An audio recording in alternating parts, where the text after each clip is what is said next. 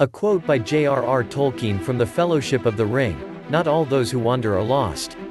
Personal adventures have been given numerous titles in the past. Be it Homer's Odyssey, or the transcending of personal limitations in George Lucas's Star Wars character, Luke Skywalker. Other names it's been called are heroine or hero's journey, personal adventure, quest, the path. There is a pattern to the quest stories. If you haven't paid much attention, it goes like this. Everything's going okay for the character and things are just moving along. Then, an immense yearning for something different, something new, and something great comes into play. The character begins to start feeling that there's so much more to life. Just as how it happened in the "Everything is Fine in the Beautiful Shire" part of Lord of the Rings. Then something happens. Either intentionally or inadvertently, the main character is sucked into a huge adventure. All appears impossible to conquer and things start to feel bleak for the character. This is where the hobbits are drawn into the Fellowship of the Ring and Frodo agrees to take on the quest. After several adventures, the main characters become molded and transformed by the nature of the quest. They become bigger than ever imagined by transcending their limitations, fears, and other beliefs. This part forms most of Lord of the Rings, where the characters battle forces and foes. Finally, when all hope seems lost, another twist begins. The characters, or underdogs as they might seem, finally deliver on the promise of the fulfillment of the quest. Of course, they're able to after a transformation into a force by a change of good in their own lives and also for the lives of others. Does this sound familiar? Many storytellers use this same exact format called the hero's quest. Even if we leave the adventure to the movies, we can still take advice from them and apply it into our own life process. Make no mistake. Your life and your struggles towards making an impact for yourself or for others in your life are nothing short of a great quest.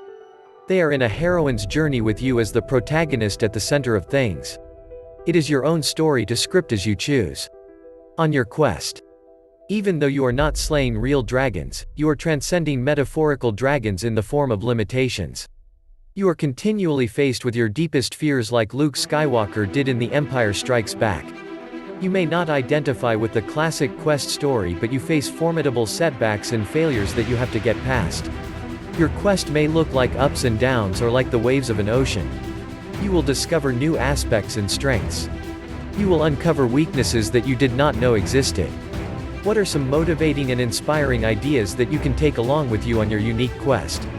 Let's begin. 10. Eagerness and enthusiasm on the quest. Your enthusiasm defines your attitude on your quest.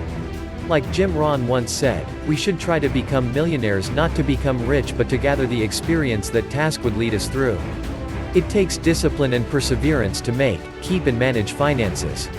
Ask yourself if you are willing to embrace and still maintain the enthusiasm for the ups and downs that are inevitable on your quest. In psychology, this is called intrinsic motivation. No amount of dangling carrots or rewards will make you get up after repeated failures. Only a deeply burning passion of enthusiasm can keep you focused on your quest. Micro rewards serve little purpose for the long term. For the long run, you need to have a great reason and enthusiasm to come back to and get re-inspired from. Are you willing to gather new experiences? Psychology has repeatedly shown that the initial happiness, well-being and a feeling of thriving are important to personal success. Are you willing to keep the eagerness and enthusiasm alive? 9. Justification. Are you always trying to justify your quest to others, pitching the perfect elevator pitch? Are you always being apologetic for your story, for being you? Are you trying to run your quest and your brilliant ideas through so many people that someone eventually knocks it off the pedestal? You must not take permission from anyone for your quest. Guess who is the only person that needs to be in agreement and on board? Yes, you guessed it. Yourself. So jump into your adventures and leave the details as entertaining stories for after the hardest parts of your quest are behind. 8. Late bloomers. Many are late bloomers. Many people have simply given up. They say that they're too old, too tired, too defeated to go ahead, and a dozen other excuses. Nothing could be further from the truth. We all know some names of famous people who have been late bloomers. But the struggles in their climb are seldom spoken of. The little sleep and how they've worked long, lonely hours developing their skills don't make as juicy of a story. Here are some late bloomers for inspiration. Julia Child, the famous chef, was a writer and joined the Le Cordon Bleu in Paris in her late 30s. Julia was 50 when she hosted her first cooking show. Harlan David Sanders, also known as Colonel Sanders, founded the Kentucky Fried Chicken Company at the age of 65. Colonel Sanders had many jobs including salesman and farmer. Only in his 40s did he begin selling his chicken dinners at a service station. Over the decades that followed, he perfected his special chicken recipe, and the rest is history. Stories of late bloomers inspire and thrill the imagination. They are also a testimony to the fact that you can be on your own quest for a while before you earn the fruits of your labor. 7. Willingness and allowing, flexibility. One inherent quality of a great adventure is that you do not know what is around the next bend. Some people want to regulate and control their lives. They want to make everything predictable. Slowly but surely they train themselves out of risk and to stay in their comfort zones. If something unpredictable happens, they flee and quit just to rush back to the status quo. That's not how a great quest goes. A great quest means stepping into the unknown and allowing yourself to become vulnerable to the twists. So, leave the shoreline and set sail. Remember that a great ship was never built to remain tethered in the dock anchored down. It is supposed to ride the waves of fortune on the rough seas of life. 6. Confronting deep-seated fears. Fear. The word itself makes most uncomfortable. It's not appealing, but pushing through it must be done. If you want to get anywhere. Everyone has fears, even the greatest adventurers. But how we process and deal with fear is different. If we decide that the uncomfortable feeling of fear is greater than the excitement of being on the quest, quitting occurs. In the movie, The Empire Strikes Back, the apprentice Jedi warrior and student Luke Skywalker is instructed to enter a cave by Master Yoda. In this cave, he has to confront his worst fears and nightmares. The cave serves as a metaphor or reflection to the fears that lie beneath the surface. Fears that we all must confront during a courageous quest. Skywalker has to go through this test before he can proceed in his training as a Jedi Master. The dialogue goes like this in Star Wars. Master Yoda, in you must go. Skywalker, what is in there? Master Yoda, only what you take with you. Inside the cave, Skywalker confronts his nemesis. In a fit of fear and anger, Skywalker chops off the head of the apparition of his greatest fear, the evil Sith Lord, Darth Vader. The cave is a metaphor for our imaginative fears that confront us at every dark corner of our lives that we feel mock us and haunt us. In fact, fear and excitement are inseparable. We make and imagine the metaphorical foes to be more powerful than they are. We create mountains of fear out of molehills. What is the best way through the fear? Ask others doing it. Keep pushing hard through fear by taking action. Stop overthinking and playing old tapes of bad scenarios. In your head. Instruct yourself that it is necessary to keep pushing forward. Push through your fear. Do not be conquered. Do not lose. A quote by J.M. Barrie, who wrote Peter Pan. Peter was not quite like other boys, but he was afraid at last. A tremor ran through him, like a shudder passing over the sea, but on the sea one shudder follows another till there are hundreds of them, and Peter felt just the one. Next moment he was standing erect on the rock again, with that smile on his face and a drum beating within him. It was saying, to die will be an awfully big adventure. 5. Follow bliss part-time. Joseph Campbell quote, "If you do follow your bliss, you put yourself on a kind of track that has been there all the while, waiting for you, and the life that you ought to be living is the one you are living.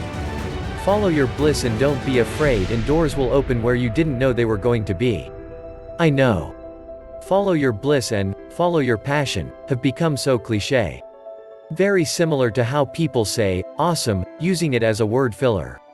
But hear me out. Many scoff at the idea of following a passion.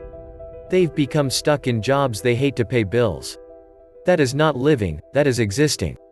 When Campbell said, follow your bliss, he points to it in a practical, learning skills sort of way. So, instead of making following a bliss only into a metaphysical idea, let us make it concrete.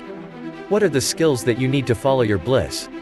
How can you practice and develop skills even if it's part-time? If you are a want-to-be artist, carve out time to create even if it's for a small amount of time. If you come alive around photography, learn a new skill every other day until it is mastered. Ask yourself what you're doing with your time. Do you have a bliss to follow but you are unwilling to do the work? Be willing to engage in deep practices at the edge of your comfort level. This means doing productive things that you actively avoid right now. Bliss isn't about being lost in cupcakes, glitter, and unicorns. Your quest of your bliss will have significant challenges to overcome. It's a value that delivers meaningful pursuit. 4. Relentless explorer. There are many ways to look at your quest and your personal process. One way is through a lens of being fed up and with healthy skepticism. The other is to look at it from the lens of a lack of opportunity and excuses, quite dreadful. While we have our minimizations and justifications, you must look beyond them and into the horizon. Whether you do well or you do poorly, it's a required exploration. It's to know things better. You have the mind, heart and the spirit of an explorer in your capabilities. You can be open to new experiences and learning from them, but only if you allow. Do not grow tempted to judge experiences as good and bad and then just dismiss them. Maintain focus. Even if you are not curious by nature, become it and maintain curiosity. 3. Skill and art of doing. This cannot be emphasized enough. You have to throw all the paint that you can on the canvas of your life. You have to be willing to engage and see what sticks. Most people fail at this because they try the same things a few times and then think that their quest was leaning against the wrong wall. But as Einstein said, insanity is doing the same thing over and over again expecting different results. To get a different result, you need to change up the hypothesis. You have to be willing to try different things. You have to be willing to be wrong. You have to develop the know-how of when to pursue and when to change things. You have to be willing to learn new ways. You must be willing to listen and not just hear. Learn about your own pitfalls and blinders. Change the way you look at things. For example, you can make an e-book and place it online to sell it. If you have no buyers, you can figure out how to improvise it in another way. You have to throw enough paint at the wall to see what sticks and what falls off. 2. Attitude of action. Positivity only goes so far and isn't the winning vehicle to drive through a long quest. So, what's your dominant attitude? You may feel tired, defeated and weak today, but will you have the confidence to go at it again tomorrow? Or have you made collective assumptions about yourself? Are you willing to prime the pump and jump in even when you do not have the evidence that things will go well and in your favor for a while? Many people think that they need to heal and be happy first before they should take any action. And of course, with that belief they will have to wait a very, very long time. As the Chinese proverb advises, the person who expects a roast duck to fly into their mouths will have to wait a long time. So, do you take action and then find inspiration? Or do you hold expectation and demand to become inspired before you're willing to budge? Have an attitude of action. Quote by Douglas Adams of The Hitchhiker's Guide to the Galaxy, "And all dared to brave unknown terrors, to do mighty deeds, to boldly split infinitives that no man had split before, and thus was the empire forged." 1. Looking within, not without. Quote by George Eliot, "Adventure is not outside man, it is within." Often, we look outside for the adventure and the quest. But we forget the universal secret that deep within every one of us are the seeds of adventure. Deep within us lies the spirit of perseverance and personal power. Within us lies the secret of engagement and action. Within us lies the secret of how far we are willing to go on our quest. Every time when something goes wrong, you have to look for reserves of power and adventure within. Of course, external conditions assist us on our quest. But what we look and project into the world is often a reflection of our deepest beliefs and ideals. So ask yourself, do you feel the deep need to explore your quest and discover new horizons? Have the winds of change and circumstances exhausted you into never leaving the shore? Are you willing to engage, or do you feel disconnected? Do you feel the fire, or do you feel burnt out? What are some of the personal care structures that you have in place to assist with burnout and giving up? Norman Rockwell quote, "The secret to so many artists living so long is that every painting is a new adventure." So, you see, they're always looking ahead to something new and exciting. The secret is not to look back. Do you want to put the effort in to move ahead? I believe in that one question alone lies the secret of your forward momentum. You may be scared and hesitant. But if your sum total of curiosity and enthusiasm and excitement surpasses your hesitation, forward motion is inevitable. If you have to constantly drag yourself into following any steps in your quest, you need to find a new one. Find skills that excite you and make you curious and interested. Either way, I commend you on your process wherever you are in it. To get more videos of interest just like this, hit the like, share, and don't forget to subscribe. Thank you for watching.